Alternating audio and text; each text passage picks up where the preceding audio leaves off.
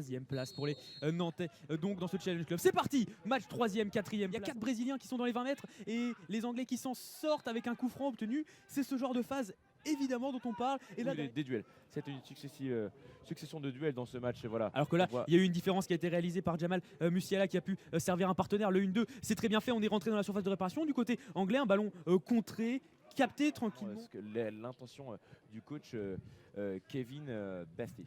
Une équipe anglaise pardon, facilement, très rapide aussi dans sa prise de décision et dans son action également, ses dribbles on va dire. Noah Ohio. Il y a des Noah, il y en a partout. Et le ballon donc est anglais avec le très remuant Jamal Musiala qui va rentrer dans la surface de réparation. Il est toujours debout. Il a aussi également. En tout cas le ballon qui depuis un bon bout de temps maintenant reste dans les pieds britanniques avec un bon ballon là vers Karakabo Dembélé qui centre. Bien malin et celui qui sait comment on va le jouer. Si on va tenter une combinaison peut-être, ça a été très mal joué. À la vidéo, ils savent que les Anglais sont comme ça, à monopoliser un peu la balle. Et voilà. Excuse-moi, d'Oliveira là.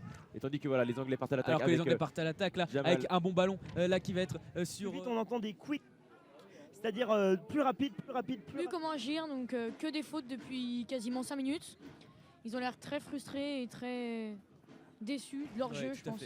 Alors que l'écran, réorganisation tactique sûrement, alors que là il y a une récupération de balle très haute de la part des Anglais, le ballon qui est écarté, la frappe contrée par son capitaine et coéquipier, là le capitaine donc Leonardo Santos, récupération de balle des Anglais avec peut-être une contre-attaque, ballon récupéré par un sacré client, ce Karamoko Dembélé, joueur donc je vous rappelle du Celtic d'Asgo. Le capitaine anglais, on rappellera également qu'à 17h30 là il y aura la finale des nations, duel entre tout là-bas sur le bord du terrain. Tout le banc brésilien est debout, c'est assez impressionnant à voir. On les sent frustrés et énervés et un petit peu aussi impuissants forcément, moins c'est compliqué. Là et encore une fois, les Anglais attaquent Jude Bellingham pour encore une fois peut-être une occasion. Il a trouvé son partenaire de la surface de réparation excellente. La passe, c'est le but 3-0. Techniquement c'est très fort. C'est très fort physiquement, ça s'impose. Oula, ça se bouscule du côté. Voilà, alors que voilà. Encore de l'énervement, de l'énervement. C'est très énervant là. Même nous aussi, pour nous qui regardons, qui commentons le match. Si vous y allez, après vous perdez forcément. Voilà, des trous dans la défense